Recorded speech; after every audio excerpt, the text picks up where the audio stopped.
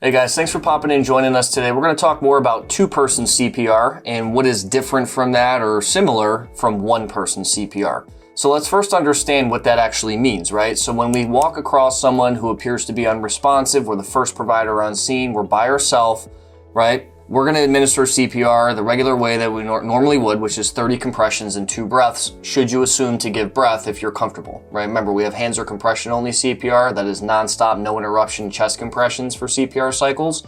If you're uncomfortable because you don't have PPE, maybe it's a stranger, there's blood, body fluid, vomit, things like that, you're uncomfortable for any reason.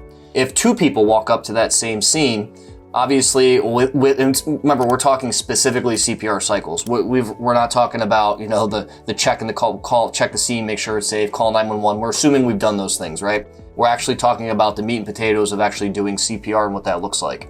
So again, with 2 people, one person will administer CPR. Ideally, if there's an AED machine on site, the other person will go get it and retrieve it. And essentially, CPR cycles are going to be the same. We do 30 chest compressions and 2 rescue breaths, again, with the option of doing hands or compression only CPR. And really what we're going to do is continue those cycles until about 5 cycles. So that's usually 2 minutes in time is approximately 5 cycles of CPR.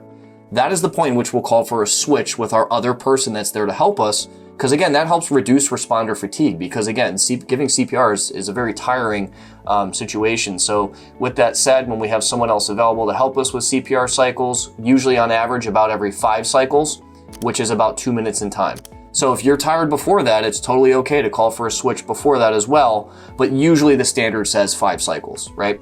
The other reason why approximately 2 minutes is important is because if you're using an AED machine, those machines and devices are all calibrated to reassess the heart's electrical activity every 2 minutes. So essentially during the assessment and administration of shock if needed, we will switch at that point to, again, help reduce responder fatigue, ensure that we can provide high quality CPR chest compressions, again for the adult at least 2 inches at a rate of 100 to 120 compressions per minute. We have some other videos on how to actually do that and what that looks like as well. So feel free to click some links below, follow along with us. And if you have any questions, as always, feel free to reach out. Thanks so much.